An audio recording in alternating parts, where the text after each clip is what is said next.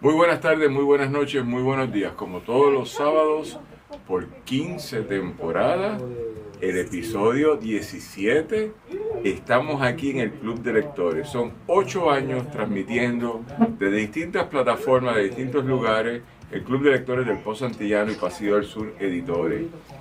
Para nosotros que vivimos en activismo, que vivimos pregonando un mundo que sea justo para la derecha y para las izquierdas, donde podamos discutir sin agredirnos y tomar posiciones sin afectarnos, seguimos condenando el genocidio en Gaza, el maltrato infligido por el gobierno de Israel y su ejército contra los miembros de la flotilla de Sumut, donde fueron agredidos sexualmente 15 mujeres, y eso hay que decirlo, son genocidios, son unos bárbaros, y el gobierno de Puerto Rico tiene que emitir una orden de arresto porque el Código Penal lo permite, de crímenes contra de lesa humanidad. Pues todo miembro del ejército israelí que esté en Puerto Rico, que haya participado en esa guerra, hay que arrestarlo inmediatamente porque es un delincuente internacional. Pero dicho eso, nos oponemos a que el gobierno de israelí siga pensando que es un poder global que puede afectar a Argentina, Bolivia, el Mediano Oriente o Asia Occidental, Europa y las elecciones del pobre Massi, que fue derrotado en Kentucky el martes pasado porque los israelitas metieron 15 millones de dólares para destruirlo.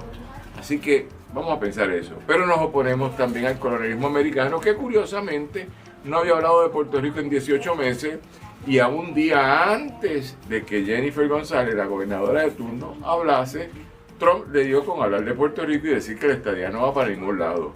En otras palabras, la inteligencia militar del Pentágono está en acción en Puerto Rico y monitoreó la situación política nacional y le dijo a Trump: hazle un mensaje para que distorsiones a la pobre Jennifer, pobre en este sentido, que da lástima, pues si usted lo usa en la versión puertorriqueña y en la cubana, que da lástima, y ella no sabía qué decir. En otras palabras, y como dijimos en el Pozo Antillano, el evento del mensaje anual de la gobernadora para el pueblo de Puerto Rico, lo que fue el evento fue la presencia de Jovín Vargas, que se siente como un filibustero, como un payasito que va caminando y saludando a todo el mundo. Eso fue el evento, porque la gobernadora no tenía más nada que hablar que no fuera a decir que ella quiere impulsar la estadidad, cuando Trump por 2 días consecutivos le dijo: la estadidad no va para ningún lado, a sabiendas de que eso iba a afectar el devenir de la gobernadora y su partido político.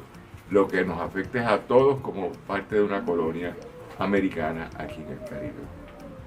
Con ese intro nos vamos hoy a hablar de literatura con una gran tenista del International Tennis Federation, una gran escritora. Es que ella ha venido hoy como tenista, ¿entiendes? Yo pensaba que yo estaba con Serena Williams hoy, ¿está bien? O con Venus Williams, pero estoy con mi queridísima Sulmari Alberio Ramos, ¿verdad? Hola. Hola, ¿cómo tú estás? Bien, evolucionando, porque te acuerdas cuando tenía la Westfalia, que era surfista. Ajá. Con la tabla. Yo he conocido, cuando ella decida hacer su memoria, yo espero que se llama Las Mil y Una Noches de Sulmari, ¿verdad? Porque yo la he conocido por lo menos 900 noches y todas van cambiando, ¿entiendes? Así que estamos en esta etapa, ella está entrenando porque ya va para los próximos Juegos Olímpicos de Los Ángeles, también va para FIFA, va a ser árbitro, yo no sé si está en el grupo, pero por lo menos va a ser árbitro, va a estar corriendo de lado a lado en esos juegos, está en shape. Y lo que cuando esta mujer se pone en forma es que lo que viene es un huracán categoría 27, no 5, 27.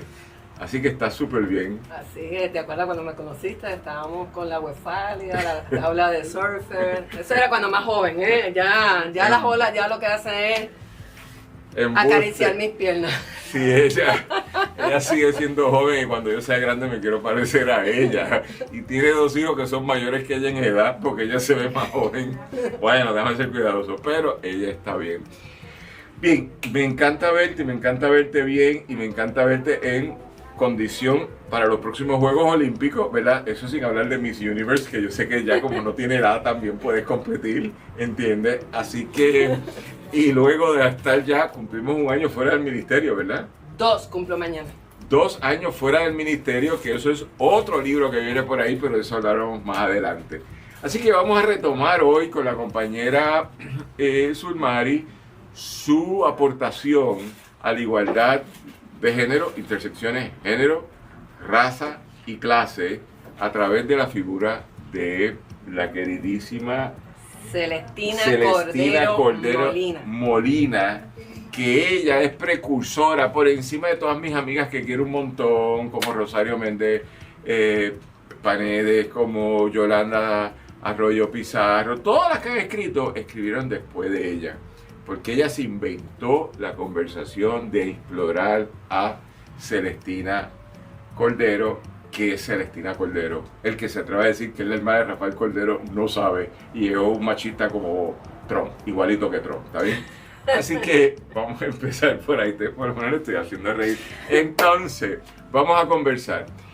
Nosotros la invitamos hoy por varias razones. Uno, porque Celestina no pierde momento, y ustedes deben saber, pueblo de Puerto Rico, que el Departamento de Educación, su edificio principal, se llama Rafael y Celestina Cordero.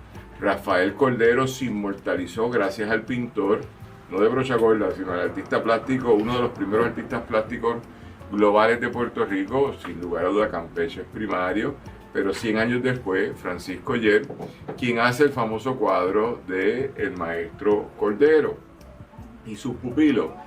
Pero eso opaca la historia de una persona que es muy importante, que es su hermana, que fue una de las primeras educadoras mujeres en Puerto Rico, negra, segunda generación liberta, mujer, sin marido conocido, de sectores populares, ella y los tres hermanos, eran 3 hermanos en total, que se dedican a la educación y todo lo que le pasa.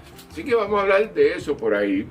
Y después al final vamos a hablar de un inventito que ella tiene, pero solo que lo introduzca, porque esta mujer, cuando nosotros fundemos la organización de las 100 personas más influyentes por año en Puerto Rico o del milenio, sin lugar a dudas, yo no sé si la posición 1 o la 99, es mi hermanita aquí presente. Así que presten la atención.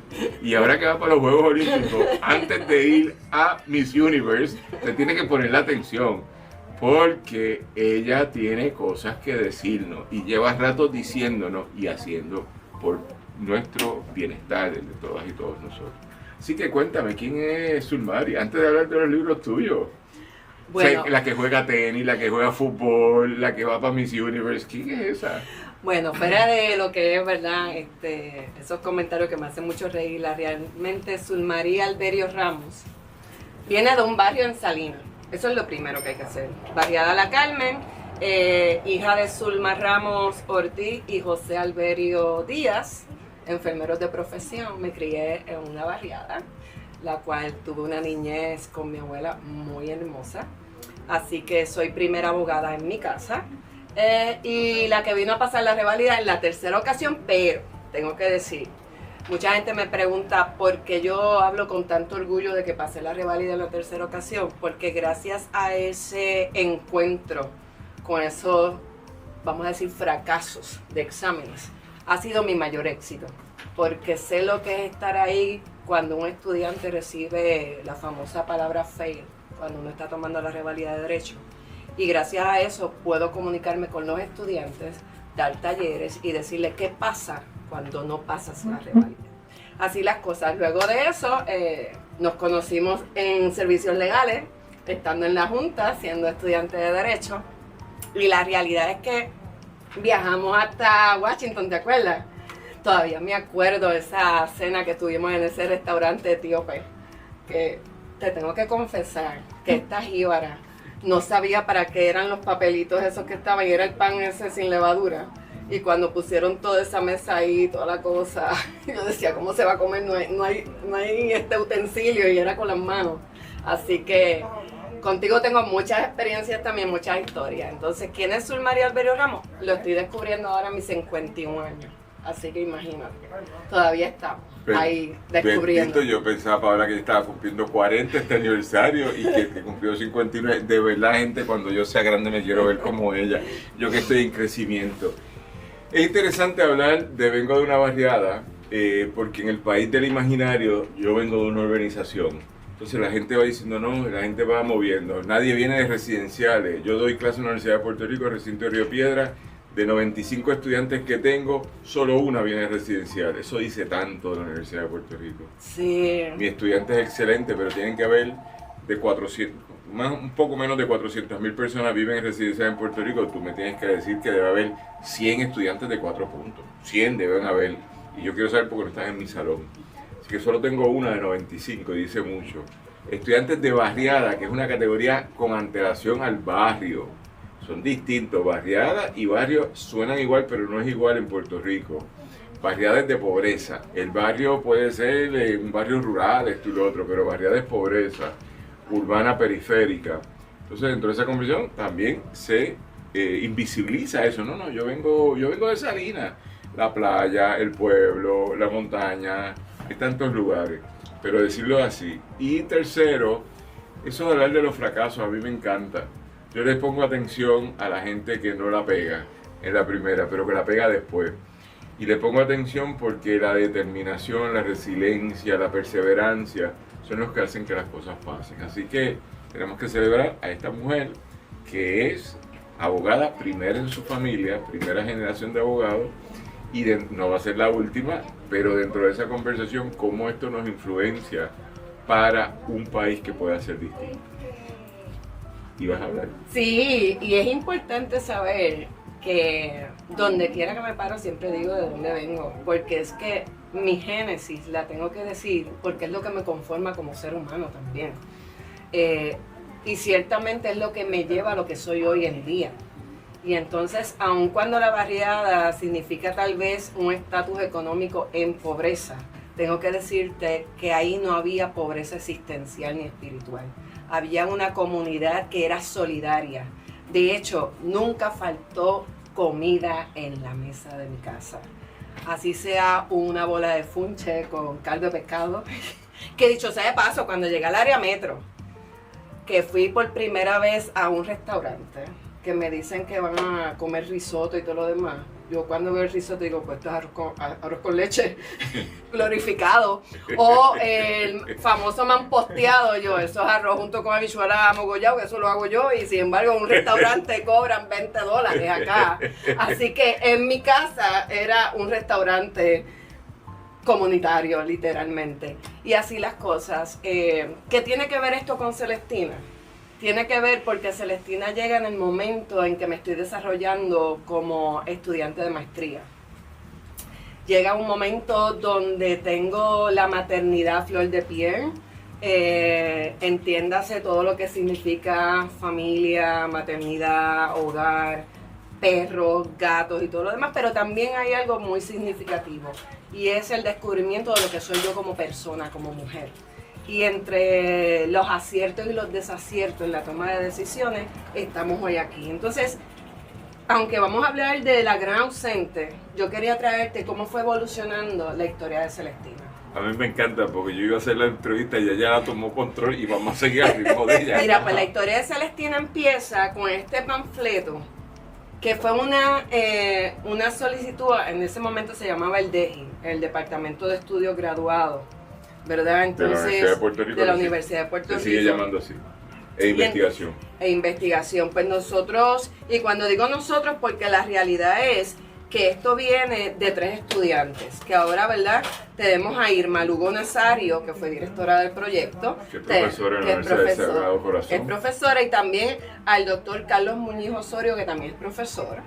Y estuvimos trabajando juntos esto que se llama Redes en Movimiento. En ese momento, cuando se hizo Redes en Movimiento, no estaba tan en auge el internet en la universidad. Por eso es que se hace una recopilación de todos los recursos que identificamos que hablaba sobre género, educación e investigación. Entonces, el DEGI nos publica esto como parte de lo que fue la beca. Y esto fue un proyecto de maestría. Haciendo este proyecto... Cuando tú estabas haciendo una maestría en educación... En educación. ¿Pero en cuál era el tema? El tema... ¿La disciplina? La disciplina era currículo de enseñanza en historia, pero ciertamente yo llego ahí después de haber estado un tiempo en humanidades y cuando vi que no me iba a graduar nunca, me moví a educación. ¿Por qué? Porque yo necesitaba graduarme para poder seguir otros proyectos. Así que me muevo a educación, que fue una decisión muy acertada, porque entonces ahí, dentro de todos los estudios de historia, ahí es que entro con el tema de Celestina. Y Celestina llega cuando estamos haciendo Redes en Movimiento, porque ciertamente empezamos a ver que la historia de la mujer negra no estaba bien visible en lo que es los datos dentro de la universidad. ¿Qué año fue esto? Esto fue en el 2003, 2004 se publicó, pero empezamos en el 2002, 2003. Dato histórico, en el 1826, me corrige fecha, Celestina está caminando por las calles de lo que era el barrio de San Juan, de la ciudad amurallada, tratando de conseguir un permiso para ser maestra de párvulos, de niñitos, ¿verdad? Tener una licencia de maestra. Y le decían que no. ¿Cuántas veces le dijeron que no? Por 15 años le dijeron que no. Por 15 años la pobre mujer, que era negra, que no estaba casada, que vivía con sus hermanos, caminaba, marchaba para que le dieran un permiso y no. Con razón, el otro tiene un cuadro, que es otra conversación en la película, pero ella no tuvo eso. Segundo punto, no solo no lo tiene, sino que en la historia de Puerto Rico, de 1826, ¿ella muere en qué año? En 1894, te digo ahora, porque son tantos años lo que uno dice. Celestina muere en el 1862. En el 1862 ella muere, y creo que es en el 1988 cuando un investigador en Puerto Rico dice, Rafael Cordero tenía una hermana que también era educadora y se llamaba Celestina. Pasaron 120 años antes que una mujer negra, educadora, soltera, eso es bien importante decirlo porque una mujer soltera en la masculinidad patriarcal no tenía identidad, hoy sí la tiene, pero en el siglo XIX no la tenía, empieza a ser reconocida. Y de ese momento, que es la década de los 80, viene el 2003, cuando Sulmari y un grupo de trabajo, pero es Sulmari la que empieza a destacarlo, empieza a hablar de ella. En otras palabras, este es un país maldito. Los problemas de venir de una colonia es que todo siempre está maltrecho, todo estamos inventándolo por primera vez, y como que con tanta universidad, que hay 220 universidades, 230 universidades, nadie investiga nada. Porque uno pensaría que en el 1903, cuando se fundó la Universidad de Puerto Rico, se empezaron a hacer investigaciones de educación, porque la primera área de desarrollo de la Universidad de Puerto Rico fue la Facultad de Educación. Eso es bien importante decirlo también. Entonces, con eso no lo tenemos, así que tenemos que volver al 2003 para que Sulmari nos cuente qué fue lo que ella empezó a hacer ahí. Pues se empezó a hacer la investigación con relación a las aportaciones de las mujeres y lo que es aportación de género, los estudios de género. Así las cosas, dentro de una clase que era sobre historia de África, cómo África influye en la educación en Puerto Rico, pues entonces dan una asignación y me dan a Rafael Cordero para poder hacer un ensayo sobre Rafael Cordero, y buscando información sobre Rafael Cordero encuentro a Celestina en una línea nada más. Decía que tenía una hermana, entonces eso me creó curiosidad porque un dato curioso es que decía que tenía hermana pero no decía el nombre. Y entonces para mí es bien importante los nombres porque ¿qué es lo primero que hace todas las entidades religiosas? Es poner el nombre a cada cosa. Y entonces, ¿cómo es posible que a Celestina se le haya negado su nombre en los anales de la historia, siendo ella la que procursó con el cabildo, con la arquidiócesis, y su nombre estaba en los anales históricos? Pero entonces en los libros de historia presentes en ese momento, su nombre no estaba, había sido borrado. Y eso es un crimen realmente contra las figuras que aportan a Puerto Rico. Borrar el nombre es borrar una historia donde se ha desarrollado también un capital humano. Y Celestina desarrolló un capital humano, pero curiosamente ese capital humano aparece solamente de manera general en una plantilla donde dice que ella tendría 115 niñas. No están los nombres, no está el origen, no está ni siquiera de si pertenecían a una clase o no ahí. Entonces, en ese sentido, me da una curiosidad y empiezo a buscar más detalle. Entonces, encuentro el nombre de Celestina, empiezo a hacer este trabajo y presento el ensayo. De vez de presentarlo con el nombre de Rafael Cordero Molina, lo presento como Celestina. Y ahí es que empieza. De ahí termino la tesis. La tesis es sobre Celestina Cordero Molina y se llama La Gran Ausente. Y luego de eso, tengo que decirlo, porque en el momento en que sale mi tesis, estaba el proyecto de canonizar a Rafael Cordero Molina.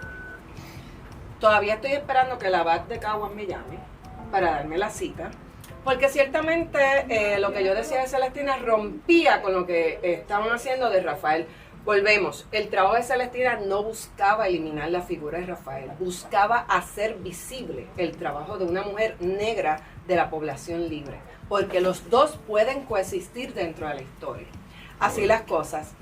En un compromiso que se hizo para que pudieran canonizar a Rafael, dentro de una petición, no voy a decir el nombre de quien me hizo la petición, ¿verdad?, para proteger su nombre, pero ciertamente el compromiso fue dejar a Celestina durmiendo 5 años la tesis en la biblioteca. Luego de 5 años yo cumplí con mi parte y ciertamente empezamos a hacer visible a Celestina. Y dentro del trabajo ya como abogada, trabajando en la Academia Judicial puertorriqueña, me hacen el acercamiento EDP University, que habían conocido de la tesis y que querían publicarla. Y entonces, ahí es que llega el primer libro de Celestina, que se llama La Gran Ausente, la maestra Celestina Cordero. Pero fíjense en cómo va evolucionando. ¿Qué año fue esto? Esto fue en el año 2015. Es decir, 1988 creo que es cuando la investigadora habla inicialmente de Celestina. 2003 cuando tú haces una tesis de maestría y participas en un estudio en la Universidad de Puerto Rico. Exacto. 2015 cuando se publica. Voy a hacer un chistecito para que no se olviden. Había mucho interés a hablar de Celestina, porque ella es la que ha sido consistente. Los otros les tardó un tiempo reaccionar, pero es que bueno que han reaccionado, porque del 2015 para acá, si ya yo puedo dar que hay como 6 títulos, sí, o 8 sobre Celestina. Los tuyos son 1, pero ya otra gente se puso a escribir. Claro que sí. Y eso sí tiene un valor. Así que nos tardó reaccionar. Recuérdense que venimos de un país colonial, nos tarda todo, siempre, mucho tiempo, pero estamos reaccionando. Así que empezamos en el 2015 con la publicación de tu tesis de maestría. Efectivamente. Entonces, sacarle el sabor a la tesis tomó un tiempo y así es que llega el primer libro de Celestina. Si ustedes ven, está un poquito flaquito porque realmente era la tesis. Ahora bien, cuando en el 2017 me hacen el acercamiento para evaluar el libro y volver a imprimirlo, si ustedes ven cómo va evolucionando esto como Aunt Jemima. Aunt Jemima empezó siendo negra y terminó siendo perfilada, pues aquí empezó siendo perfilada y terminó siendo la negra. Eso puede ser verdad, pero a mí me ha dado un hambre, yo estoy pensando en los pancakes ahora. Entonces, ¿por qué es importante traerle esto? Porque es también la evolución del pensamiento de quien escribe. Y eso le pasa a todos los escritores. Que eres tú en este caso. Y que soy yo en este caso. Y entonces, en el transcurso de escribir sobre Celestina, paso de ser abogada, asesora legal de jueces y juezas, a ser parte del Ministerio Público como fiscal auxiliar. Es decir, cuando ella dice que ella trabaja para el ministerio, no es para Iglesia Misión Internacional MI o Discípulo de Cristo, es literal Ministerio Público, Fiscalía. Sigue. Así las cosas. Entre una cosa y otra se va formando la Zulmaria Alberio abogada, Zulmaria Alberio fiscal auxiliar, y entonces la Zulmaria escritora sigue escribiendo, no obstante está un proceso evolutivo que va a impactar lo que próximamente va a salir, que llevamos 5 años tratando de sacar la segunda parte con relación a todo lo que ha salido de Celestina sobre reflexiones de la vida de Celestina. Así que próximamente estará por ahí el libro. Pero la realidad es que los escritores evolucionamos con las experiencias de vida. Y entonces Celestina ya ha ido evolucionando con las experiencias de vida también de otras escritoras y otras autoras que toman como base lo que es la gran ausente. Ya Celestina Cordero no es la gran ausente, ya Celestina Cordero está presente y de hecho el nombre del Departamento de Educación sale a raíz del proyecto que lleva también como la base que Ana Irma Rivera Lacén lo utilizó para el proyecto también que se utiliza para ponerle el nombre al Departamento de Educación. O sea que el libro de Celestina de la Gran Ausente también sembró esa semillita ahí para hacer ese desarrollo de hacer visible a los hermanos Cordero, porque ciertamente aun cuando Rafael es más conocido que Celestina, ha sufrido discrimen también. Porque ¿cómo es posible que tenemos dos seres humanos negros de la población libre que ofrecieron sus servicios a la sociedad y realmente ahora es que se está haciendo visible casi más de 100 años después? Así que es importante tener conciencia de que tanto Rafael como Celestina y como su hermana Gregoria fueron parte de lo que es el desarrollo hoy en nuestra sociedad. Entonces a mí me cala mucho porque también yo soy hija de una mujer negra. Y aquellos que se preguntan cómo es que uno escribe de una mujer negra, porque me lo han cuestionado, y yo, es que aquí todos o tenemos de mandinga o tenemos de digna. Así que en ese sentido podemos hablar y escribir de lo que nosotros queramos, siempre y cuando esté avalado por una buena investigación. Bien. Estamos aquí en el Club de Lectores con la queridísima Zulmari Alberio Ramos, de una comunidad barrial de Salinas. ¿Cómo se llama la comunidad? Barriada La Carmen. Barriada La Carmen, hija de mamá y de papá, y entonces ya va dando datos que uno no los pregunta mucho esto y lo otro, pero vengo de una madre negra. Y en ese sentido ya yo sé el debate que tú has abierto, porque yo los manejo, pero eso es importante. No solo tiene de dinga o mandinga, pero a plantear que en el Caribe las poblaciones son caucásicamente 100% puras, eso no existe ni en Suiza, que es el lugar de la densidad más alta de gente blanca pura. Pero en Puerto Rico tienen cualquier viaje intelectual de esos coloniales que son terribles y ella los desmitifica.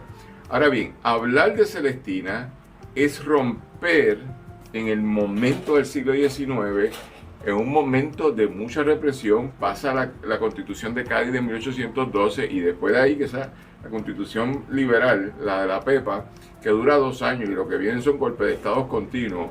Y entonces dentro de esa conversación viene algo más complicado, que es un proceso de fortalecimiento del Estado español en Puerto Rico y un proceso de resistencias en Puerto Rico que empieza a implosionar y eventualmente culmina con la invasión americana, pero no sin antes haber habido muchos procesos de democratización.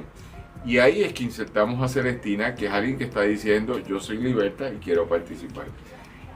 Esto de los hermanos Cordero, tú que investigaste, vamos a entrar en un elemento histórico, después volvemos a los libros.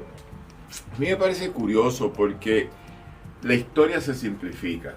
Y estaba Rafael Cordero, que es nuestro primer educador, y es negro, y nadie se pregunta, un negro educando, tal, cuando estaba la esclavitud todavía en su apogeo, pero que hay una hermana negra también que estaba educando, se dice pronto. Y por más que tú digas, sí es verdad que el edificio de educación se llama Los Hermanos Cordero, Rafael y Celestina, la Facultad de Educación de la UPR se llama Rafael Cordero.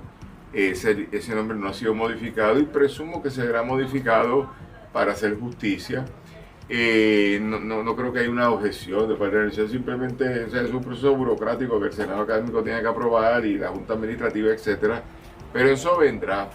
Lo que sí es cierto es que nos toma tiempo explicar la vida de Celestina, y en el trabajo de Rosario Méndez Paneda, ella se inventa como es Celestina, la dibujan, pero no existía una foto de Celestina. No. Y entonces, como tampoco existían relaciones testimoniales de testimonios que ella haya dado ahí.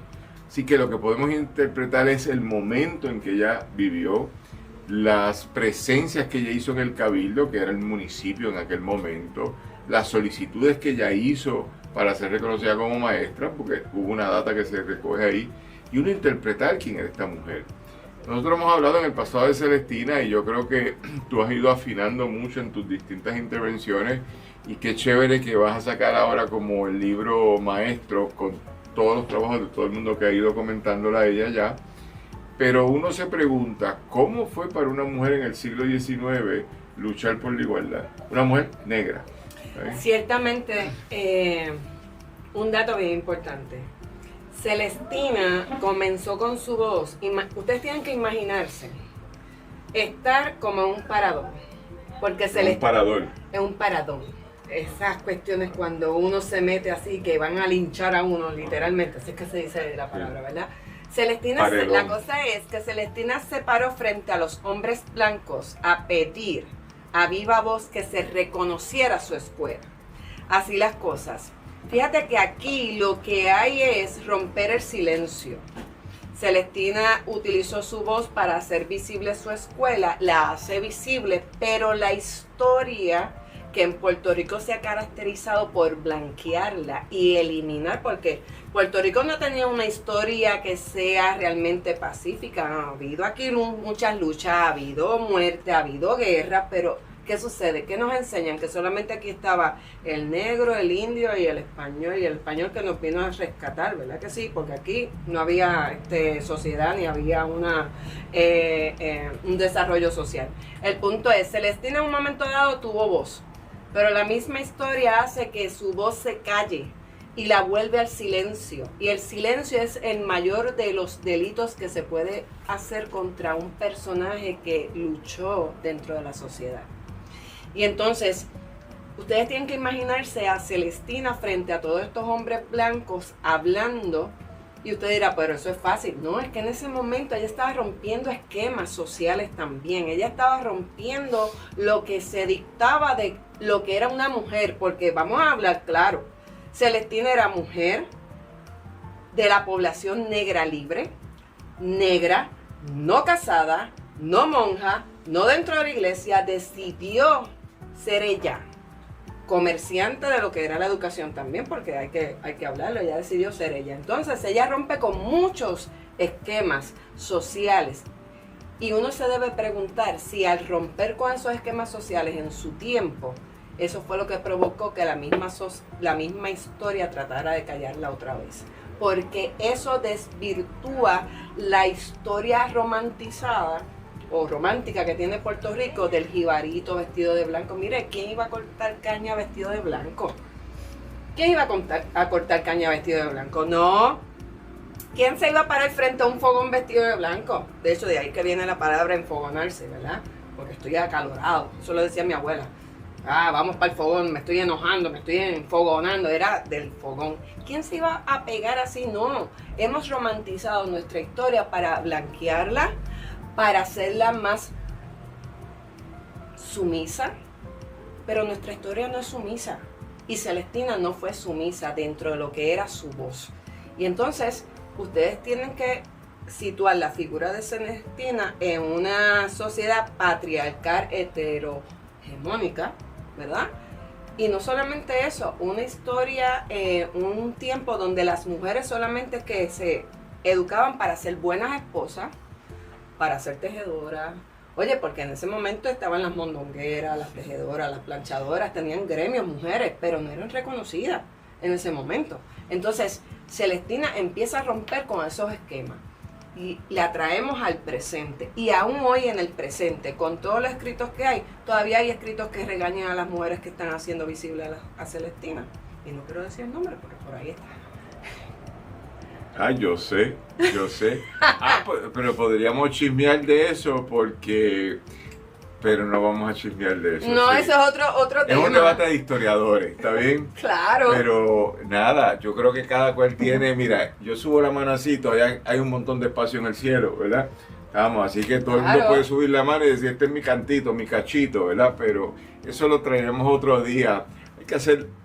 Tienes que participar en octubre, lo tengo que hacer el anuncio aquí, en el Congreso de la Asociación Puertorriqueña de Historiadores, porque ese congreso va a estar bueno y tienes que participar para escuchar la voz de Celestina, entre otras voces, pero también para crear los debates, porque no solo es de Celestina que está en debate por la publicación de un colega, vamos a estar hablando, que hace la crítica, pero también está la figura de Muñoz Rivera, que tiene fuego cruzado, ¿verdad? Y ahora... Aquí estuvo con nosotros hace poco Elsa Tío en defensa de Muñoz Rivera con un libro monumental sobre patriotas y poetas del siglo XIX, incluyendo a él. Pero eso debe entrar en otro momento que no corresponde ya a Celestina, que le estamos dando este espacio. Así que eso que me trae a mí es la parte que me interesa y que el público nos escucha sepa, porque Celestina se dice pronto, pero mira, yo pienso en Villano Antillano, ¿verdad que sí? Y yo no sé cómo se llama la compañera que canta, pero tiene un nombre que demográfico que es de hombre y se representa como mujer y estamos bien. Pero para que la compañera Villana Antillana haya llegado al día de hoy y pueda ser respetado y tener una audiencia que lo sigue, que yo quiero ver cuándo va a tener la capacidad de llenar el Coliseo de Puerto Rico, quiere decir que esta cultura ha cambiado y evolucionado. Que nadie está pendiente cuál es tu sexualidad, cuál es tu orientación. A mí me gusta lo que tú cantas y lo que tú dices.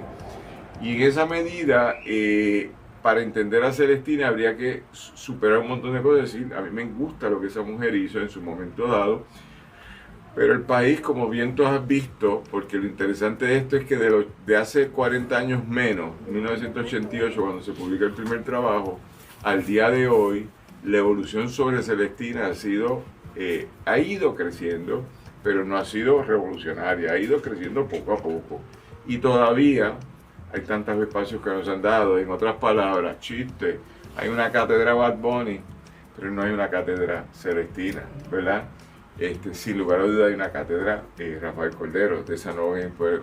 Pero aquí todavía nosotros no podemos decir cuál es el pensamiento pedagógico de Celestina. Uno, porque la data no existe, porque habría que inventarla, pero leyendo solo sus peticiones, para que ella quería ser educadora, para empoderar a una gente para que pudieran hacer unas cosas. Y yo creo que eso es lo que hay que pensar en todo momento. Yo estoy en un debate con un tipo que no me caía bien, pero ahora soy admirador de él, que es José Campeche. Y Campeche a mí me parecía que era un tipo del establishment ahí, que le pintaba a los curas, que pintaba a las mujeres de los gobernadores, que pintaba a los soldados, hasta que descubre el exvoto de la Sagrada Familia, que es donde por primera vez él pone unos negros. No son los primeros negros en la pictórica boricua, eso es bien importante decirlo, porque los primeros son de un siglo antes, de otro que los pintó en San Germán y estaban allí, en el Día de los Reyes había unos negros, pero nadie dijo nada. Pero Campeche los pinta en el 1780 y eso es un debate que no se ha resuelto porque todo el mundo dice estaban esclavizados. Y yo siempre pregunto, ¿quién habla? Habla el amo. Porque es que dice que el negro está esclavizado, eso es un amo. Pero nunca Campeche dijo que estaban esclavizados. Y no los pintó como gente trabajadora, los pintó como burgueses. Y entonces cuando tú empiezas a investigar eso, dices, espérate, es que Campeche es travieso. Porque todos los negros que él pinta no están posicionados en la condición social de hombre o mujer esclavizado. Están posicionados en la condición social de uno más del entorno dominante. Por lo tanto, la pregunta es, ¿por qué tú los pintabas de negro? Porque hay gente negra. Y habían comerciantes negros. Y habían comerciantes negros. Habían prestamistas negros. Y había gente que asumía posiciones que tú, tan pronto tú me dices, no, todos los negros están esclavizados, tú me estás diciendo que el 90% de la población afrodescendiente de Puerto Rico eran de la misma condición que el 10% que era en condición de esclavizado. Y no es verdad. Pero sacarlos de esa esquina es plantear algo más revolucionario, que a lo mejor la historia fue mal contada, todos los negros son pobres. Y lo que estamos diciendo es, no, yo quiero hablar de los pobres y, ¿cómo se dice?, estereotipar a todo el mundo en esa condición para que no tengan poder. Porque si yo digo que Campeche era un tipo poderoso, tú tienes que seguir, tan poderoso que pintaba a la gente y hacía unas fotos, tan poderoso que tenía acceso en todos lados, tan poderoso que en la comarca del Caribe, él sí se movió por el Caribe, Santo Domingo, Venezuela, y pintaba allí a los otros, pero entonces él tenía que influenciar. Y él no decía, yo creo en la esclavitud, él es hijo de un hombre liberto, él es hijo de una familia donde tenían esclavizados, la pregunta es cómo los trataban.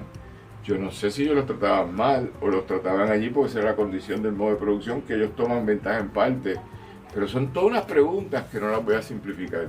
Yo creo que Campeche era un tipo bien inteligente y que hizo unas cosas muy, muy revolucionarias para su momento, que es lo que puedo pensar de Celestina. Pero dejarla a ella en la condición de la invisibilidad, eso es un error. Lo que ha hecho Sulmari es romper con eso. Y eso entonces ha provocado unas reacciones, porque las mujeres te apoyan, pero te parece que todos los historiadores no te apoyan. Cuéntame cómo te ha ido. Bueno, entre los regaños de los académicos, historiadores. O sea, es fácil plantear de que el espacio educativo en Puerto Rico tiene a Rafael y tiene a Celestina. Sería bueno pensar que hay espacio para ambos. No. ¿El espacio cultural lo ha aceptado o no, lo ha cuestionado? Lo ha cuestionado porque ciertamente todavía seguimos en la sociedad patriarcal hegemónica, donde hay que contar la historia desde el punto de vista masculino. Hay que contar la historia desde el punto de vista de la violencia, hay que contar la historia desde el punto de vista de los innombrables, hay que ocultar la historia de los otros. Y la historia de los otros es la que ha quedado fuera de esta historia romantizada, de esta historia sublime, de esta historia pacífica de Puerto Rico. La historia de los otros, realmente, si vamos a sacarla, es la historia de lucha y revolución que ha tenido Puerto Rico a través de los siglos. Aquí se nos enseñan cuando somos pequeños que los indios que eran unos vagos que vivían en unos bohíos y que estaban siempre en hamaca. No, gente, eso no era así. Pero sin embargo nos los han hecho creer. Y entonces, cuando desatamos una olla de la historia de los otros, hay unos educadores y historiadores que se molestan porque es que le está rompiendo el discurso en el cual se ha montado toda esta idiosincrasia histórica de Puerto Rico. Entonces, romper un discurso ya establecido, sea en la historia, sea en lo legal, sea en lo social, mueve lo que son los discursos de poder. Entonces, si yo voy a romper el discurso de poder, tengo que estar atenta, ¿verdad?, a los ataques que se hacen. Y Celestina ha tenido muchos ataques académicos. Y las personas que han escrito de Celestina han tenido ataques académicos también. ¿Por qué? Porque están rompiendo el discurso de poder masculino que ha existido en la historia en Puerto Rico. Y Celestina, en esa contribución que ha hecho, ¿por qué es? O sea, ¿cuál es la mujer que yo quiero para el siglo XIX, de 1820 a 1860, que yo quiero que exista? ¿Una que es sumisa? Hoy. Y le han dado la característica de sumisa a la mujer cuando la mujer no es sumisa en su naturaleza. La mujer multiplica y amplifica lo que recibe.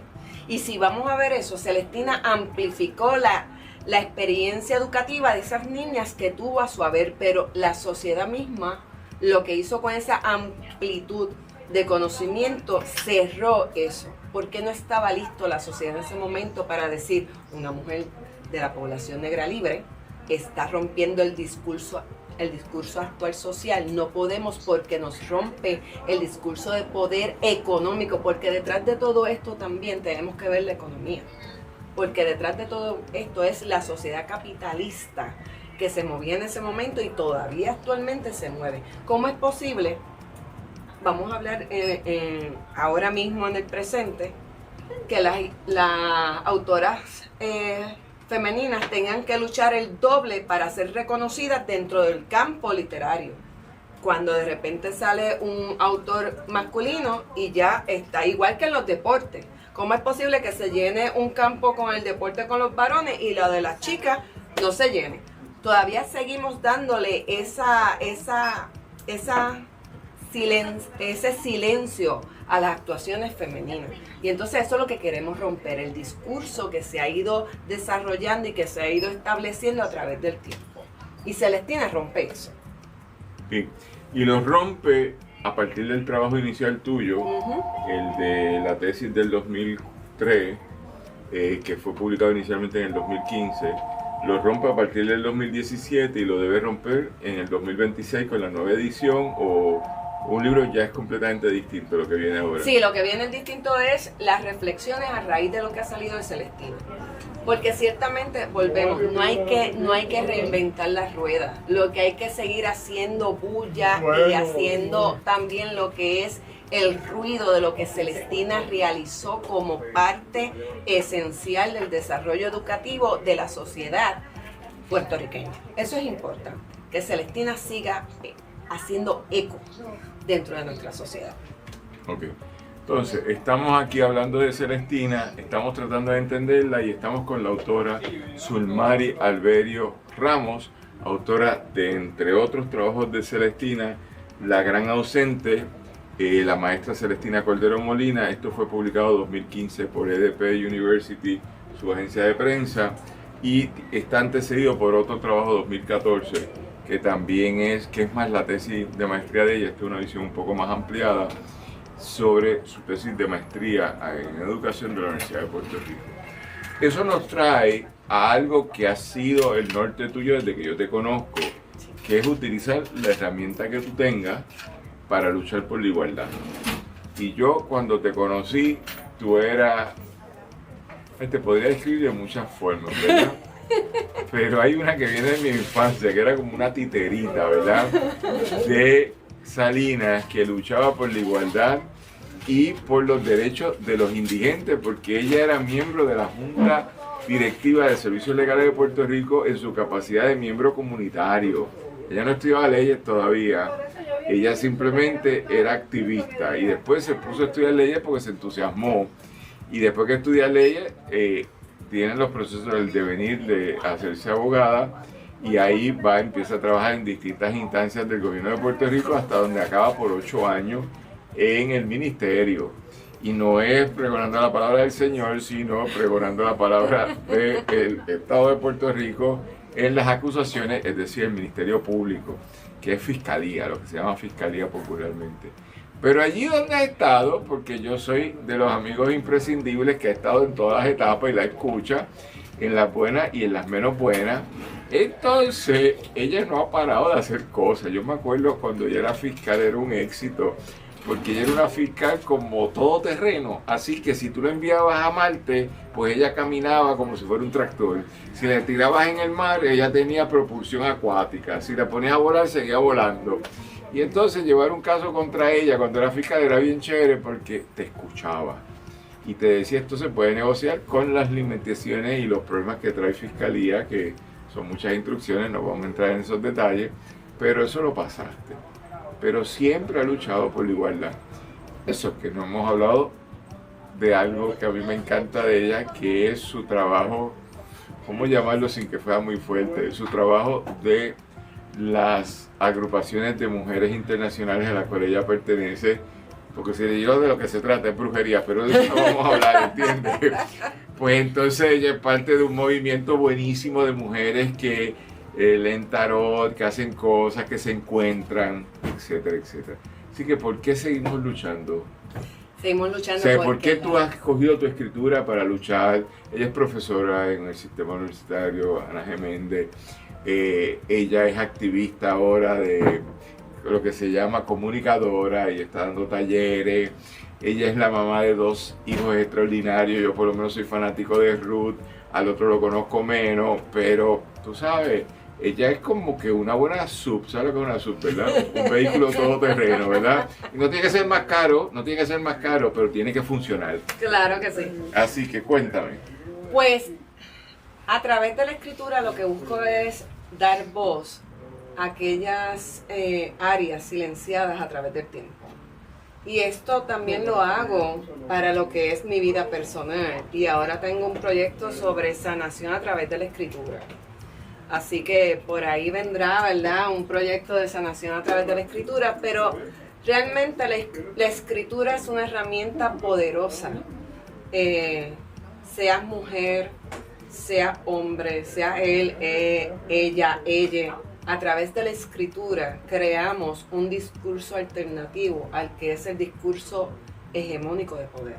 Y entonces traer por medio de la escritura cuestionamientos a ese discurso y empezar a mover las bases de un discurso ya empoderado, vamos a decirlo, puede ser una palabra que se está usando mucho ahora mismo, un discurso de poder actualmente, que los discursos de poder ahora mismo, Daniel, están atados a aquel que tiene el poder económico. Entonces, si ves, quien tenga el poder económico hace que los demás sientan el silencio. Y entonces tenemos gente bien inteligentes, tenemos gente que son bien proactivos en luchas y todo lo demás, pero ciertamente los opacan con la cuestión económica. ¿Qué es lo que está pasando ahora? Que para mí es una ley completamente mandada a hacer, donde las comunidades tienen que pagar el 10% de proyectos que vamos a cuestionar su legalidad. Eso fue una ley mandada a hacer para una cosa en específico ahora. Entonces, eso es un ejemplo de cómo quieren callar las comunidades que tienen un discurso alterno o distinto desde lo que es el otro mundo. Y entonces a través de la escritura tú puedes hacer eso. Y para mí escribir significa libertad. Para mí escribir es libertad. Eso es. Bien. Para una mujer que ha sido todavía libre, yo no sabía la ascendencia de tu mamá. Eso, llevo 30 años conociéndolo y hoy me comparte eso, ¿verdad? La mamá es afrodescendiente. Pero el concepto de soberanía, que no tiene nada que ver con pigmentación, es un concepto primario de los sapiens. Yo te detengo como sapien y tú forcejeas para liberarte. Mi soberanía. Yo no te pertenezco.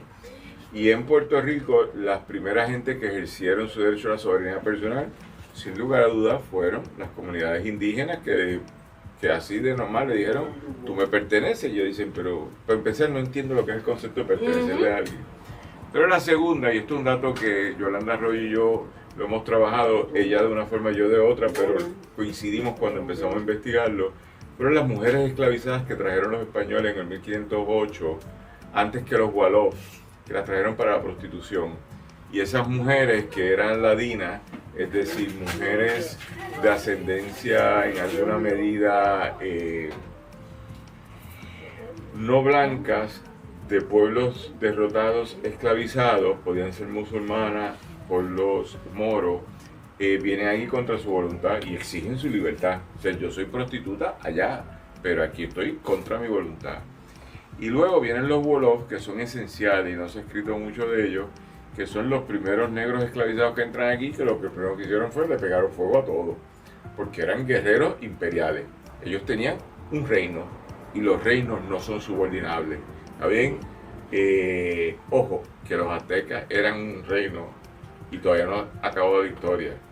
Pero eso lo haremos en otro momento. Así que los Wolof le pegaron fuego a todo y los españoles negociaron con ellos y los convirtieron en una extensión de lo que era el imperio del colonialismo esclavizador, que utilizaban a los Wolof, entre otras poblaciones, para diezmar a las otras comunidades negras que la capturaban y las vendían para acá.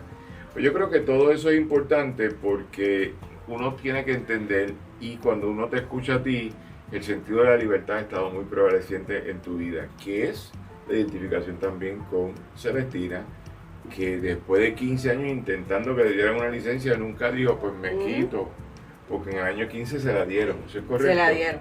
Bien, ¿y cuánto tiempo ya ejerció de maestra? Hasta... La historia dice que fue hasta casi llegando a su muerte. O sea que ella estuvo educando todo el tiempo. Y es interesante porque dentro de la nueva reflexión que hago sobre la vida de Celestina, no es lo mismo haber sido maestra en un cabildo como San Germán, que era abierto, a ser maestra en una comunidad y en una ciudad amurallada. ¿Sabes? Y me corregirá, pero no es lo mismo la estructura física que el espacio que se crea con las personas adentro. La estructura es una cosa, el espacio es otra. Y entonces, dentro de esas reflexiones que estoy haciendo ahora en el nuevo trabajo, cómo esa educación se impactaba y ese discurso educativo se impactaba dentro de una ciudad amurallada que tenía contenido, ¿verdad?, a una sociedad dentro de un discurso ya marcado, evidente, y Celestina estaba en el mismo medio. ¿Cómo Celestina? Imagínense cómo Celestina tenía que estar luchando día a día dentro de lo que era su gesta educativa, con todo lo que era dentro de una ciudad amurallada, que lo que estaba buscando era la hegemonía en cuanto a lo que era la sociedad, lo que era la raza, porque si vamos a ver, ¿verdad?, ¿dónde era que se empiezan los barrios donde estaban los negros y todo? No era dentro de las murallas. ¿Dónde era? En la periferia. En la periferia. Entonces, ese discurso empieza a desarrollarse fuera de las murallas. Y hoy en día, si vamos a dar un paseo, que de hecho de allí es que vengo, del río San Juan, reflexionando sobre eso, estamos viendo dónde es que ahora se están dando los grandes discursos artísticos. No es dentro de la ciudad capitalina, es en la periferia, donde ese discurso crece, donde ese discurso se desarrolla, donde están los artistas ahora urbanos, donde está la población creciendo, el deporte. La educación fuera de las aulas se está dando también. Entonces, todavía en el sol de hoy, en el 2026, tenemos un discurso de periferia cantándose actualmente. Bueno, pues nosotros vamos a dar por concluido este primer capítulo con ella, porque viene un próximo capítulo próximamente que se llama, ¿quieres introducirlo? Sí, Autopsia del alma. Autopsia del alma, que es un libro sobre cómo la escritura ayuda a sanar los procesos de duelo de cuando uno se deja en una relación. Bien, y ese libro, me siento orgulloso de decirlo, que lo va a publicar Pasillo del Sur Editores, porque ya nos escogió a nosotros de todas las alternativas que había en el mundo de Puerto Rico, y nos escogió a nosotros, y nosotros con mucho gusto le dimos una lectura de 3 personas y nos pareció interesante, un libro híbrido, porque incluye algo de poesía, incluye algo de autoayuda, incluye algo de testimonial, y dentro de esa conversación pues vamos a ver, en unos días va a estar publicado, unos días es como 30 días, pero va a estar por ahí y lo vamos a traer aquí a promocionarlo. Mientras tanto, le damos las gracias a Israel Roldán por habernos ayudado en el día de hoy, siempre con sus auspicios, a toda la gente que nos auspicia, pero tenemos que ser puntuales los que hacen en distintas semanas, y los invitamos a que nos sigan en el Post Antillano y que nos sigan también en el portal del Post, como en el portal de Pasillo del Sur Editores, que se mantengan al tanto. Le damos las gracias a la producción, que está dirigida por Paola Estela, quien está haciendo nuevos programas muy interesantes, La Vida en 7 Minutos. Leamos con Andrea y con María Fernanda, que es un programita que estamos haciendo que está bien chévere. 2 mujeres de 19 años hablando de libros, eso me parece un palo, así que vamos a seguir. Volveremos la semana que viene. Estamos aquí en el Club de Lectores, como lo hemos hecho por 15 temporadas, 17 episodios en este caso, desde Norberto González en Río Piedra. Los invitamos a leer, los invitamos a pensar, los invitamos a bailar, a ir a la playa y también decirle no a las guerras barbáricas que impulsa nuestro poder imperial, que es Estados Unidos, y al cual te tenemos que decir basta, es suficiente. Volveremos la próxima semana, será hasta entonces. Muchas gracias.